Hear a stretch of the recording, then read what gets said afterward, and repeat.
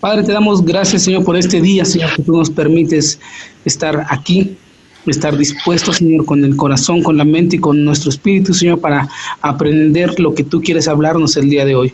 Padre, hoy disponemos, Señor, todo lo que nosotros somos, Padre, para que tu palabra pueda entrar a nuestro espíritu, Señor, y traer una transformación, Señor, a nuestra vida. Te damos gracias por cada maestro, por cada pastor, por cada persona que está aquí en este grupo, Señor. Gracias porque tú has traído revelación a sus vidas, Padre. Gracias por cada uno de ellos, mi Dios amado. Gracias porque cada uno de ellos son luz hacia nosotros, Señor. Te damos muchas gracias, Padre. En el nombre de Yeshua, tu Hijo, te damos gracias. Amén. Amén y amén. Shalom, hermanos, bienvenidos a esta enseñanza sobre los sacrificios, los korbanot que estamos teniendo.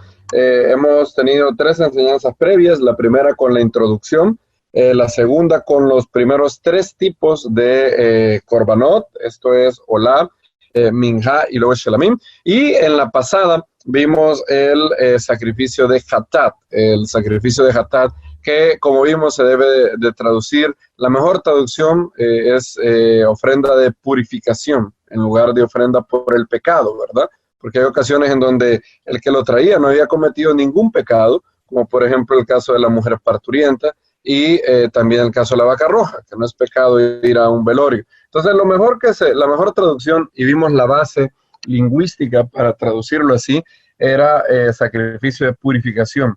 Y exploramos qué era lo que purificaba, ¿verdad? Purificaba el santuario, el mobiliario del templo de impurezas rituales, de impurificación ritual, que se da por contacto con abandono de vida, muerte, salida de vida, ya sea literal o simbólica. En el lugar de la presencia del Dios vivo, en la tierra no podía haber ningún residuo de mortalidad, ¿verdad? Esa era la idea. De hecho, los sacrificios, la muerte del animal era únicamente un instrumento para sacar la sangre, que era lo que contenía la vida, como dice Levítico 17, yo os he dado la sangre para hacer expiación por vuestras personas en el altar, porque el nefesh, la vida de la carne, está en la sangre. Entonces los sacrificios no tienen que ver con muerte, sino con vida, ¿verdad? Eso es lo que trataban de proveer, y purificación ritual y ceremonial al tabernáculo. Y quedamos pendientes con el último tipo de sacrificio, esto es el sacrificio Asham, la ofrenda Asham, se escribe así como lo estoy poniendo en el chat, es así como se escribe el quinto tipo de sacrificio, y ese se nos habla en Levítico 5. Antes que nada es bueno aclarar que el sacrificio Asham, o sacrificio de culpa, como se ha traducido, pareciera ser, y es la opinión de la mayoría de eruditos, parece ser que Asham es como una subcategoría, un grupo dentro de la ofrenda Hatat. En otras palabras, Asham es un tipo de ofrenda de purificación, un tipo de ofrenda, como se ha traducido, por el pecado. Entonces, Hatat es la categoría grande, y Asham es como un subtipo de la ofrenda de Hatat, particularmente las que tienen que ver con sacrilegio. Todas las ocasiones en donde se trae una ofrenda de Asham, que quiere decir culpa o restitución o rectificación, tiene que ver con sacrilegio. Esto es utilizar ya sea el nombre del Eterno o algo que se había dedicado al Eterno de manera errónea. Entonces, como se utilizaba algo sagrado de manera profana o de manera común, entonces se hacía sacrilegio. Entonces, la persona que hacía eso tenía un sentido psicológico de culpa de haberse metido con algo sagrado. Y obviamente en el mundo antiguo, meterte con algo sagrado de los dioses era algo feo, porque podías esperar cualquier tipo de tragedia, retribución, castigo divino, ira de Dios por por haberte metido con cosas sagradas. Entonces, el sacrificio que tiene que ver con el mal uso de las cosas sagradas se llama Asham, y se ha traducido como ofrenda de culpa. Y hay dentro de Asham, dentro del sacrificio Asham, hay 3 subtipos de Asham, ¿verdad? Se los voy a escribir en el chat aquí. Asham y sus subcategorías. La primera es ofrenda de culpa variable, así se llama, ofrenda de culpa variable. La segunda se llama ofrenda de culpa fija, es la otra. Y vamos a ver una tercera categoría después de haber visto estas dos.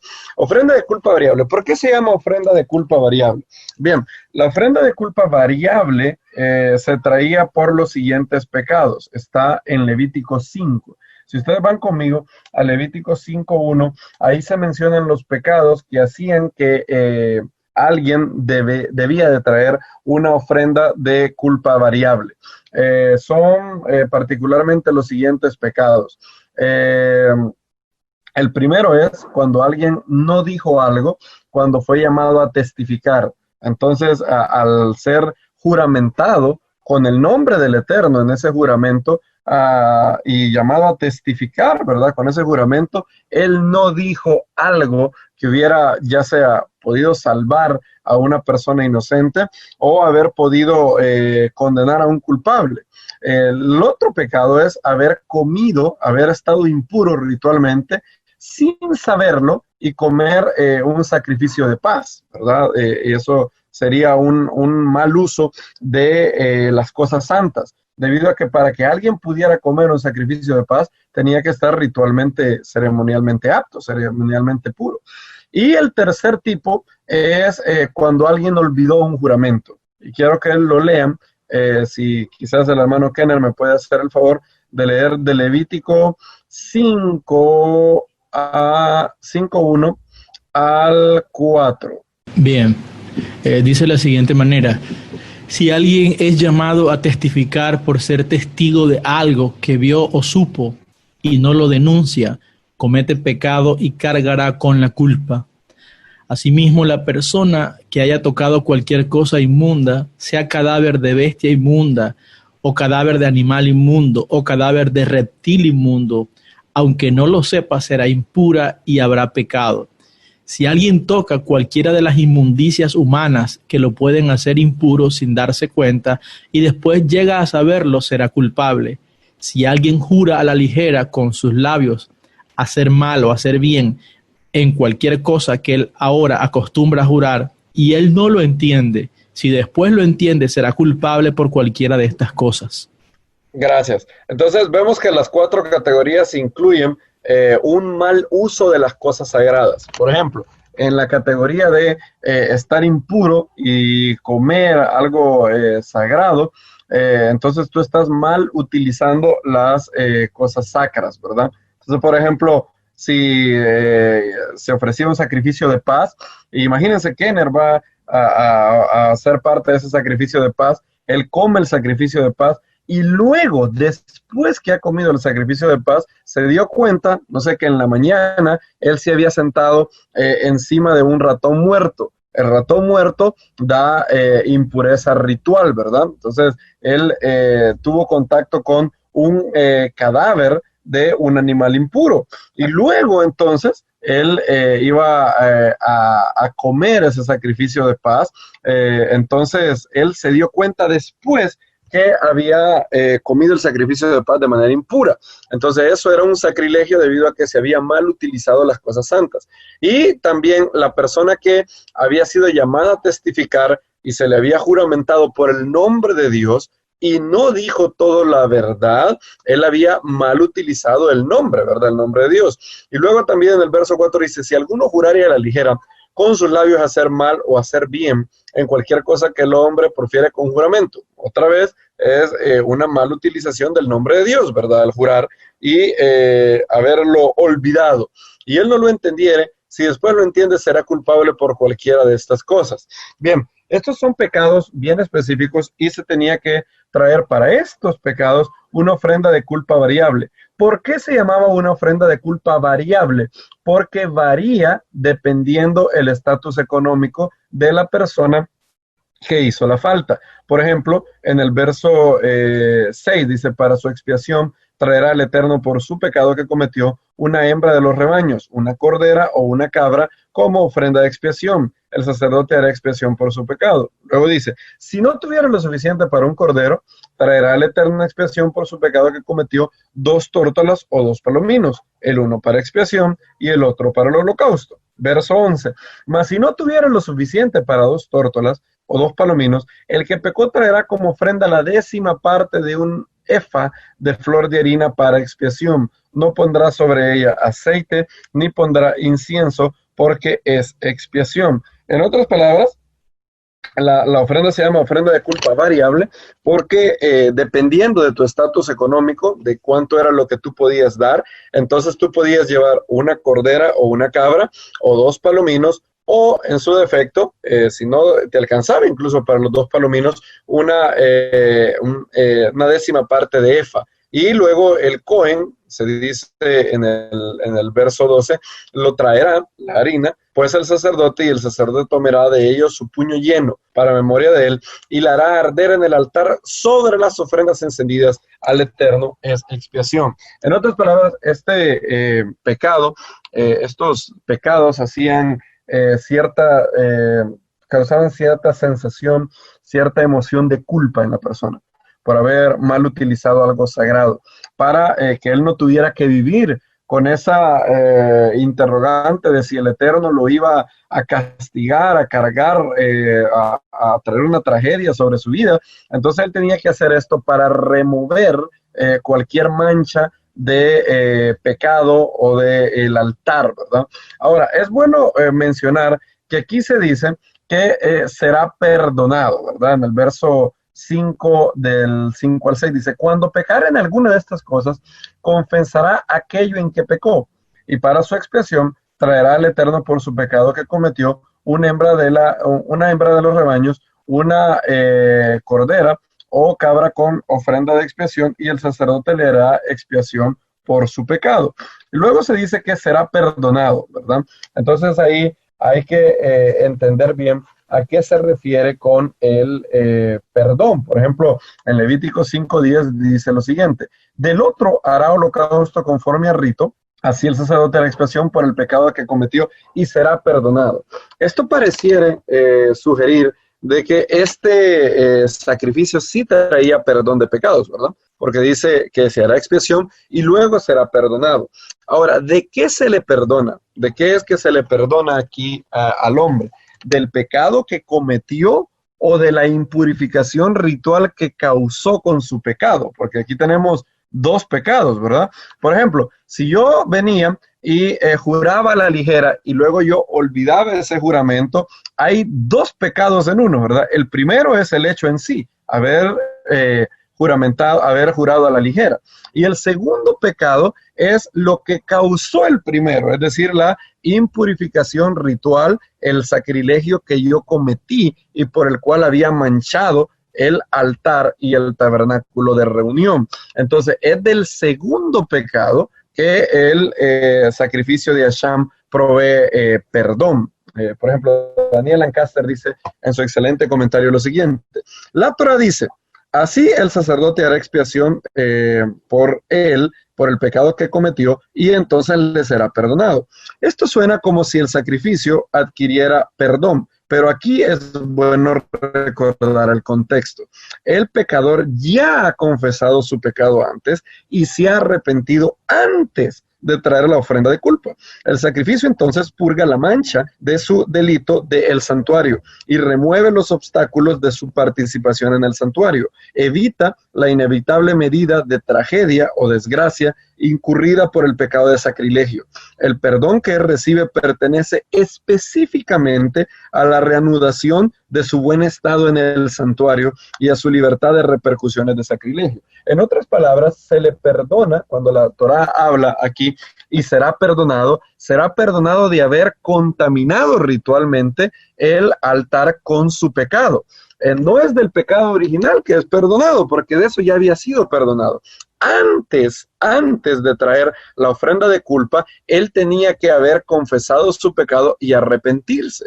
Eso dice claramente el verso 5. Yo no lo leí adrede para que ahora nos demos cuenta de que está antes, ¿verdad? El verso 5:5 dice, cuando pecare en alguna de estas cosas, confesará aquello en que pecó y para su expiación traerá al Eterno por su pecado que cometió un hembra de los rebaños, una cordera o una cabra como ofrenda de expiación, y el sacerdote le hará expiación por su pecado. En otras palabras, yo ya me había arrepentido antes, ya había confesado mi pecado, y esto denota arrepentimiento, denota haberse dolido por el pecado. Entonces, el pecado en sí ya había sido perdonado con mi arrepentimiento.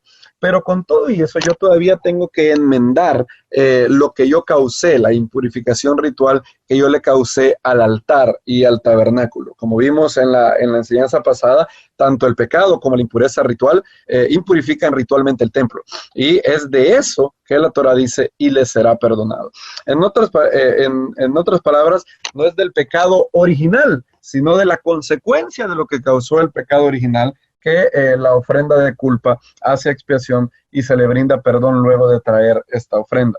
Esta es la única ofrenda que siempre tiene que ver con el pecado, ¿verdad? Como vimos, ni holocausto, ni minjá, ni ofrendas de paz tienen que ver con pecado. La ofrenda hatat algunas veces tiene que ver con pecado, otras no, pero la ofrenda Hashem siempre tiene que ver con pecado. Y la primera categoría que hemos visto es la ofrenda de culpa variable. Variaba según el estatus económico. La segunda es la ofrenda de culpa fija.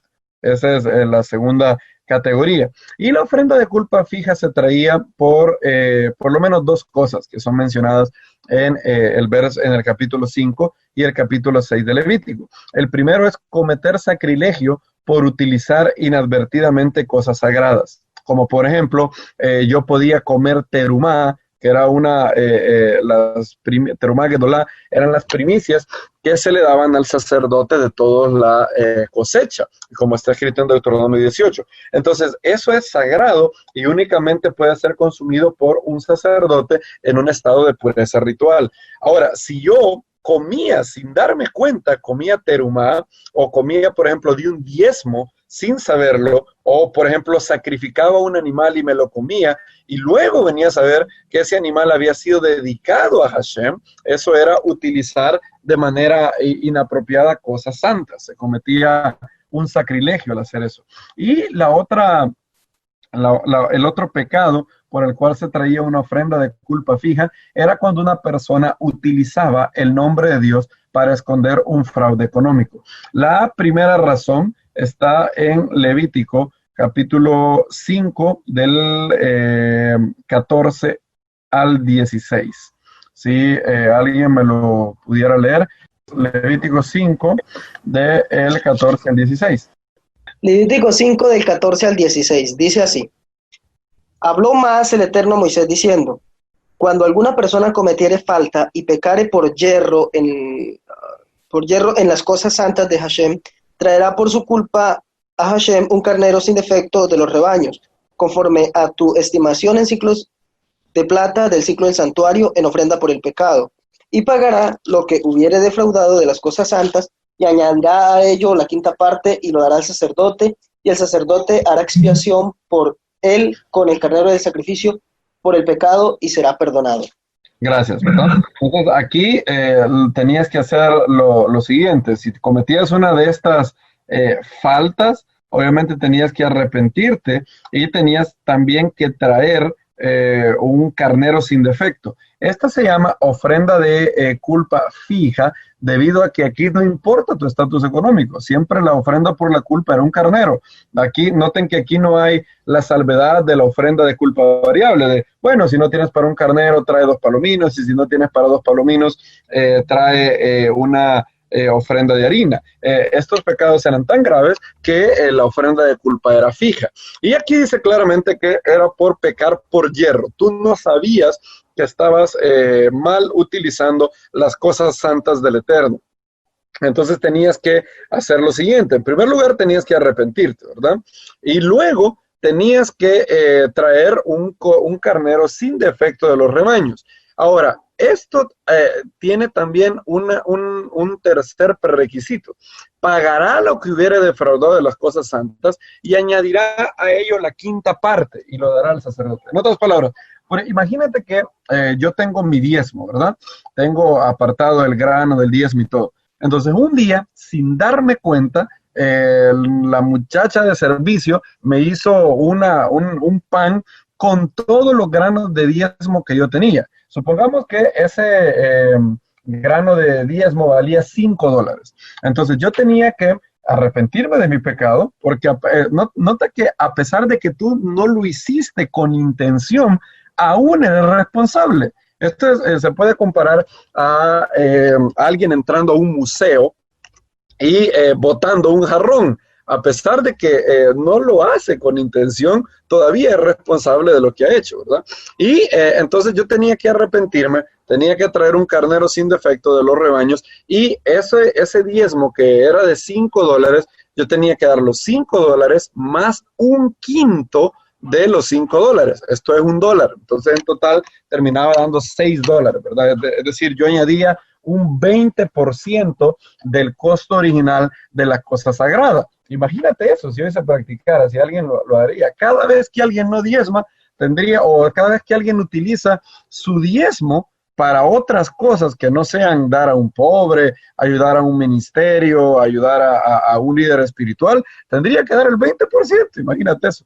Y eso era lo que se hacía en los días del templo. Esto nos enseña la gravedad de meterte con algo que ha sido consagrado al Eterno. Cuando algo es consagrado al Eterno, no debes utilizarlo, porque hay culpa por eso.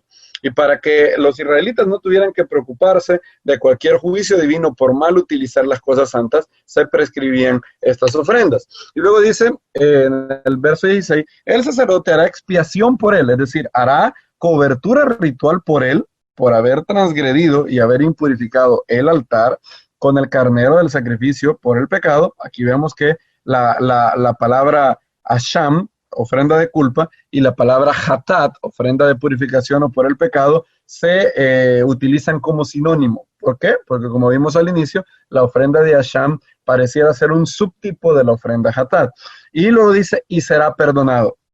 En otras palabras, será perdonado por haber contaminado el altar y haber contraído un sacrilegio. No por el pecado original, del cual ya había habido arrepentimiento y había sido perdonado, sino por la mancha que había causado al altar y haber contaminado el tabernáculo de Hashem. Entonces, esta es la ofrenda de culpa certera. Hay otra ocasión en donde se demanda también esta ofrenda, y esto es en Levítico 6, del 1 podríamos leer del 1 al 7, quizás Levítico 6, del 1 al 7. Quizás Kenner me puede ayudar a leer otra vez. Sí, señor, 6 del 1 al 7. Dice, habló Hashem a Moshe diciendo, cuando una persona pecare e hiciere prevaricación contra Hashem y negare a su prójimo lo encomendado o dejado en su mano, o bien robare o calumniare a su prójimo, o habiendo hallado lo perdido después lo negare, y jurar en falso en alguna de todas aquellas cosas en las que suele pecar el hombre, entonces, habiendo pecado y ofendido, restituirá aquello que robó, o el daño de la calumnia, o el depósito que se le encomendó, o lo perdido que halló, o todo aquello sobre que hubiere jurado falsamente, lo restituirá por entero a aquel a quien pertenece, y añadirá a ello la quinta parte en el día de su expiación, y para expiación de su culpa traerá a Hashem un carnero sin defecto de los rebaños, conforme a tu estimación, y lo dará al sacerdote para la expiación, y el sacerdote hará expiación por él delante de Hashem, y obtendrá perdón de cualquiera de todas las cosas en que suele ofender. Gracias, obtendrá perdón de estas cosas en que se suele ofender. Es decir, cuando alguien jura o declara que no tiene las cosas que se habían encomendado en su mano, digamos que alguien te dejo, me puedes cuidar me puedes tener estos $10, y luego a mí se me pierden, y yo para no pagar esos $10 digo, no, nunca me lo dio, vamos a juicio. Y me dicen, ¿usted jura que nunca le dieron esos $10? Yo juro que no los dije. Entonces, eso es un mal uso del nombre de Dios. debido a que se está haciendo un sacrilegio, se está utilizando mal algo sagrado. Aquí no es una cosa, sino el nombre mismo de Dios. Entonces tiene que traer una ofrenda de culpa fija. Y también se tenía que añadir a ello la quinta parte. Aquí vemos otra vez el principio de que cuando nosotros defraudamos a alguien en materia económica, no solamente tenemos que venir y dar lo que habíamos defraudado, sino un poco más. Esto es el principio que Zaqueo siguió. Si se acuerdan de el famoso cobrador de impuestos, Zaqueo, él dijo cuando después de oír todo lo que Yeshua dijo y habló con él, entonces él dijo: Señor, la mitad de mis bienes doy a los pobres, y si alguno he defraudado, y si he defraudado a alguno, se lo devuelvo cuadruplicado. También aquí habla, y es una alusión a cuando tú defraudabas a alguien con ovejas o bueyes, ¿verdad? Que tenías que devolver cuadruplicado o quintuplicado según fuera el caso. Y este es el principio: si tú defraudas a alguien, no basta con pedir perdón al Eterno. Hay personas que piensan que si han defraudado algo, y noten que estoy hablando económicamente, si alguien ha defraudado, él puede pedir a Hashem que lo perdone, pero tiene que arreglar su problema con su prójimo. Él tiene que resarcir económicamente el daño, ya sea que no ha pagado algo, que le debe dinero, que hizo mal uso de sus bienes económicos, cualquier cosa se tiene que restituir. Los creyentes deberíamos de ser ejemplo en el mundo entero de integridad económica, de ser muy escrupulosos en lo que tiene que ver con la economía. No hay peor daño que pueda causar al cuerpo del Mesías muchas veces que un líder que es amante de ganancias deshonestas. Eso es lo primero que Pablo instituyó cuando él escribe a Timoteo y le dice las cualificaciones de un líder, ¿verdad?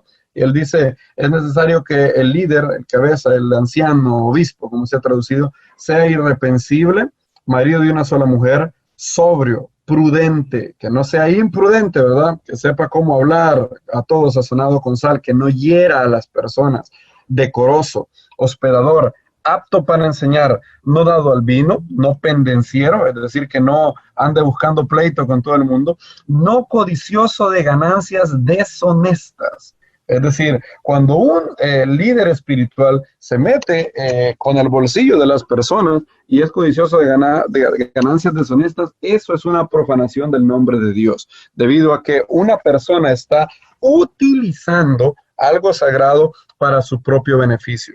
Y cuando eso se hace, la Biblia establecía que tenía que resarcir todo el daño, y no solamente resarcir todo el daño. La Torá hace posible que el crimen no pague, ¿verdad? Porque se tenía que resarcir no el 100%, sino el 120%. Se tenía que resarcir todo lo que se había defraudado más un quinto más. Entonces, para evitar que el crimen pague, la Torá ponía esta ley de restitución. Y por estas dos cosas, hay otras cosas también. Por ejemplo, el leproso tenía que traer también una ofrenda a Sham por el miedo a haber contaminado con su enfermedad de Tzarat algo sagrado. Y otros ejemplos son muy puntuales que no tenemos alcance para ver hoy, en donde se tenía que traer una ofrenda a Sham, una ofrenda de culpa, pero siempre en el fondo tiene que ver con mal uso de las cosas sagradas. Y hay un tercer tipo de ofrenda, y esta ofrenda es muy curiosa. Se llama la ofrenda de culpa. Podemos ponerla de incertidumbre. Eso podría ser. Así se podría escribir. Ahora, no se escribe así literalmente en hebreo. Es Asham Talui. Así se escribe. Asham Talui significa una ofrenda de culpa colgada. La palabra talui significa literalmente colgado. ¿Por qué colgado? Esta ofrenda, se habla de este tipo de ofrenda de culpa en el verso 17-18. Esto es, ¿qué tal si tú no estás ni seguro si cometiste un pecado? Supón que tú tienes duda entre si cometiste un pecado de sacrilegio o no. Por ejemplo, Maimónides da un ejemplo. Maimónides en el Sefer HaMitzvot, en el Mitzvot positivo 70, dice lo siguiente: supón que una persona tiene delante de él dos piezas de grasa. Una es la grasa que viene de los riñones, la cual es sagrada para el altar. Y la otra grasa es la que está alrededor del corazón, la cual es permitida para consumir. Él se come una de ellas, una de estas dos, y la otra es comida por otra persona o se pierde. Pero luego, entonces, la duda viene a su mente acerca si la pieza que él se ha comido era la permitida o la prohibida. En ese caso, él debe ofrecer un sacrificio debido a la duda que se ha levantado en su cabeza. Entonces, esa duda, esa sensación de duda o de incertidumbre, en hebreo se describe con la palabra talui, que significa colgado.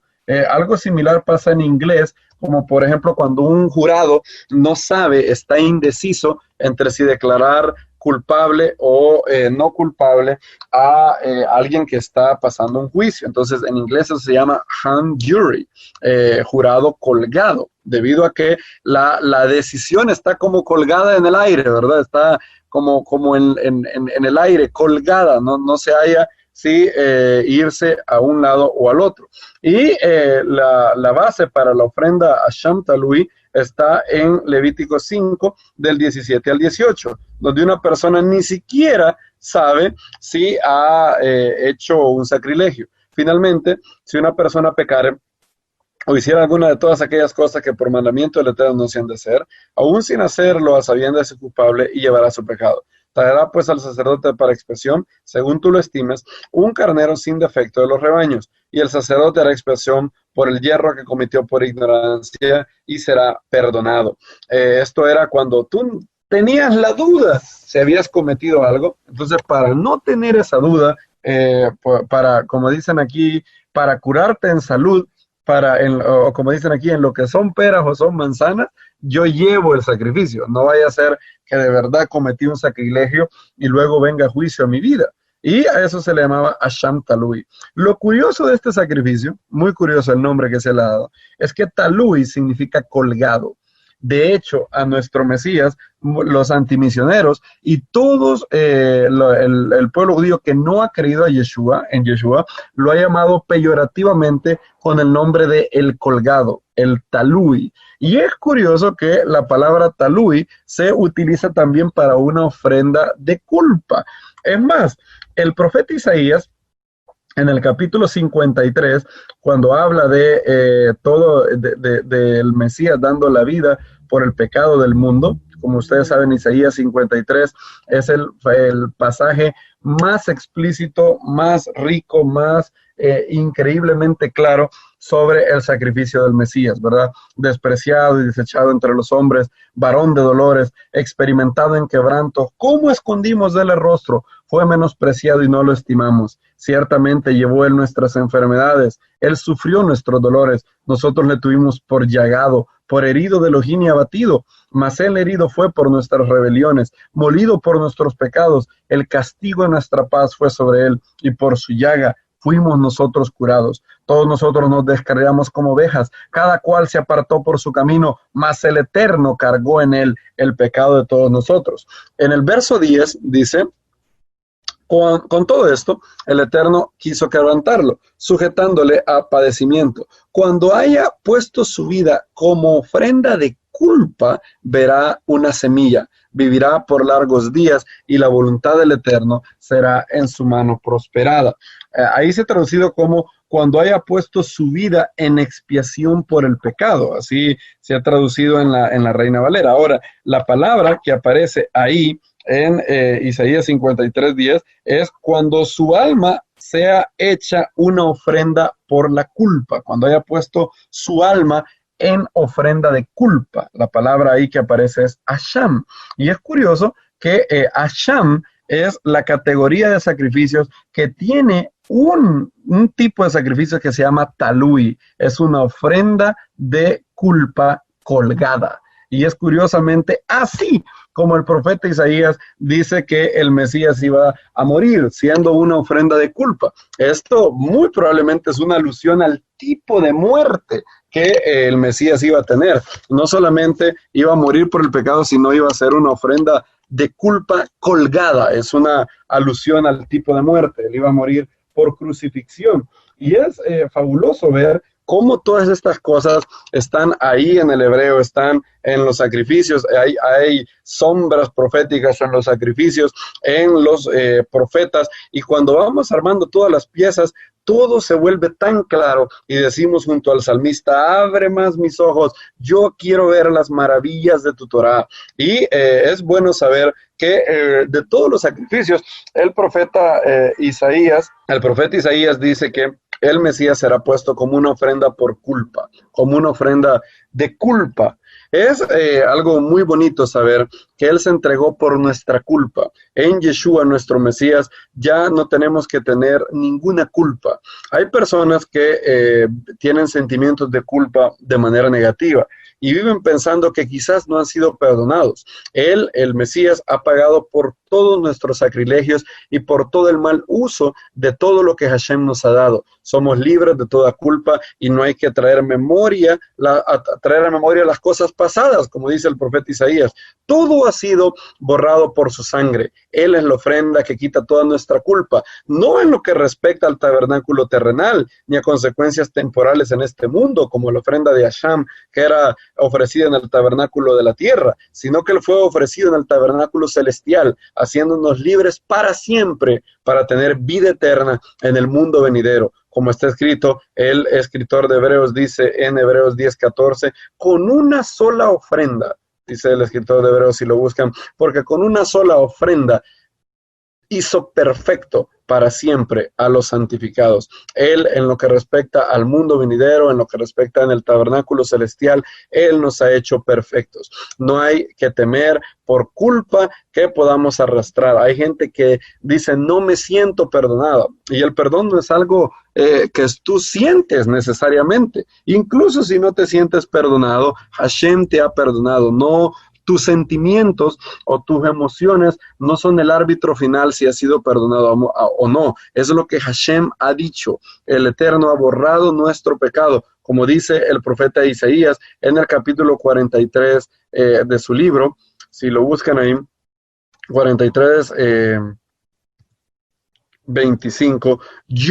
Yo soy el que borro tus rebeliones por amor de mí mismo. No me acordaré de tus pecados. ¿No es esto maravilloso? El Eterno dice que Él no se acordará más de nuestros pecados. Como una vez oí a un famoso predicador decir, Dios se olvidó de que se olvidó, decía él. Y es cierto, es una manera redundante, muy graciosa de decir una gran verdad espiritual. Dios se olvidó de que se olvidó de tu pecado. Se olvidó. No traigas más a memoria las cosas antiguas. Yo soy el que borro tus rebeliones por amor de mí mismo y no me acordaré más de tus pecados.